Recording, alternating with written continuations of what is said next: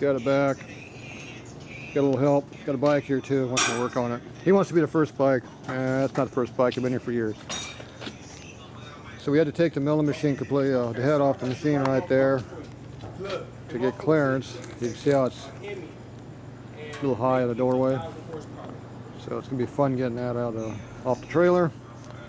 Got in the drawer unit. Got the boring bar stand. Nothing blew out on the way home that I saw. Got a couple pieces of steel plate laying around. Nice and light. So more precision backing up.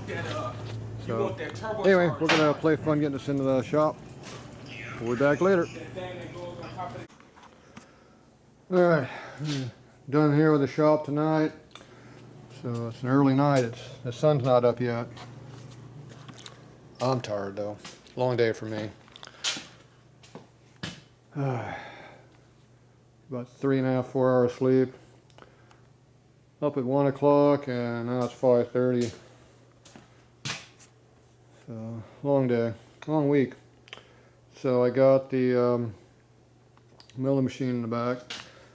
Got the drawer unit back in there. Got a new piece of wood on there, a little longer, wider. Redid the shelf, put a secondary shelf up there, and already filled it full of racing bike parts. And we hauled home a bunch of machine shop. We cleared the machine shop out down there pretty heavily, so most of that stuff's here.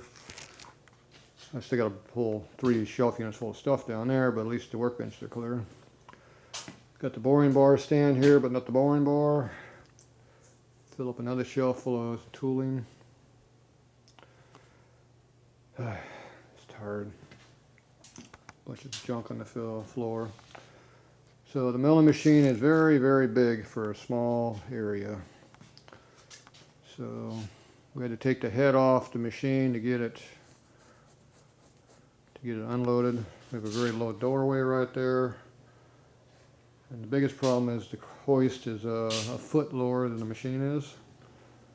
So when the hook's all the way up on that, can't get the hook. The hook is right. The eye bolt's right there in the center, right there. It's turned 9 degrees. But anyway, the hook is on the bottom, underneath that machine, not on top. So we couldn't really use this to unload it squarely. Had to strap it and stick with it for hours. Finally got it off. Ripped a few things loose. Bent a few things. Bent up a few brackets and stayed. We had straps going around here. We had straps going everywhere. Oh, those didn't make it back to work yet. Might need that tomorrow. But anyway, got all back together. The head we carried separate, and that was another problem getting that because it's so tall compared to the hoist. So we had this turned 90 degrees sideways, slipped it up on the studs. It just was the right height, right maxed out, and got it all re-engaged, and then cranked it back up where it belonged. So anyway, some more tools laying around. Put these things where you can see them. So splash guards are not needed. So anyway, it has to be in this position because the table's so wide. So this goes over a foot here each way. So this thing goes over a foot here. It's going to probably slam into the table here. Haven't tried it yet, but it's going to be really, really close. Depending on where you got the table in and out at. And the same is going to happen the other way. You're getting real close to the lathe. And of course, when you're using the lathe, I'm standing right with this right on my butt. It didn't take long to drop that, did it? Ah, well. So that's not really going to be too friendly to use. I got to put the boring bar someplace, so more than likely the boring bar is going to wind up in that hole. That's going to get moved down a foot that way.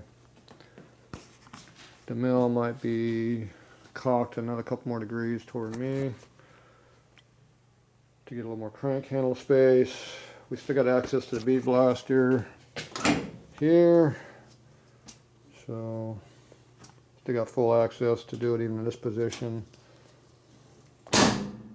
And I moved the blaster down further, so I got access behind the blaster where there's a bunch of crap, like Sportster engine cases. And don't think my 10 horse air compressor should fit in here anyway. It might. I like to put it in there, but you have to empty the shape of the shop out to get it in there, so that's not happening. So anyway, it's just very, very time consuming. I thought the lathe was a pain in the butt. The mill was even worse. But I knew that was going to be a problem because it's so damn big. It's just huge in a small shop. It takes up half the shop. You know, in this little corner, it takes up 3/4 of the damn area. And you just got to work around it. So the lathe's probably going to come down about 1 foot, at least, maybe 1.5 feet to get the mill table in there, or the boring bar in there. And then the new workbenches are 1 foot longer than, those ones are 1 foot longer than these ones. So we're going to be here. We're going to be 3 feet further down, which put us about here for the workbenches, and there's not room for another one here. So, got 3 more workbenches. I don't got room for them. Too much length. So, I don't know.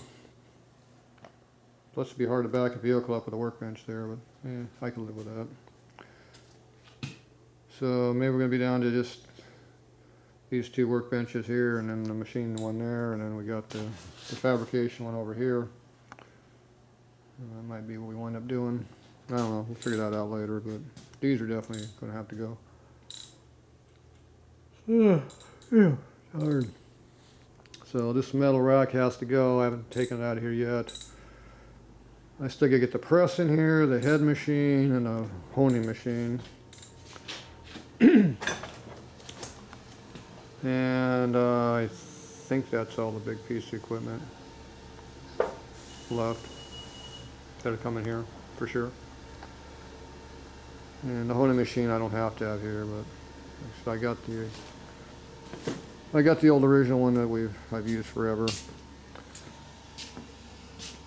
There's one back there. The red thing back there in the back is another hone.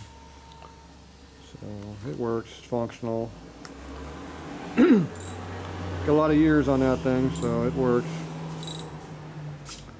So if I just use that one instead of my big one, I'll free up a lot of space. So it'll help.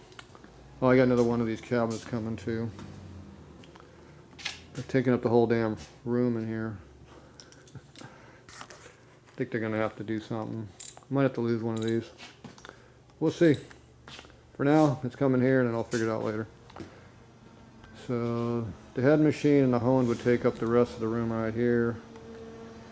Well, I got my big table I'm gonna put in here for working on my race bike, my fabrication table. So that'll fill up this area in the middle. It's not really a bike table.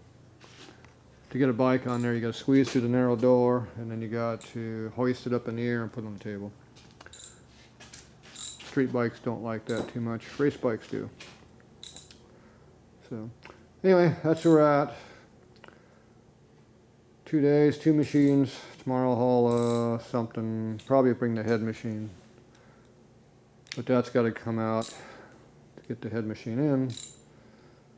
So we'll see. All right, I'm beat. Time to go home. Which isn't far, at least. I don't have to drive anymore. Truck's leaning. Maybe I put too much weight on one side and bent a spring. I don't know. I'm not looking. All right, that's it for tonight.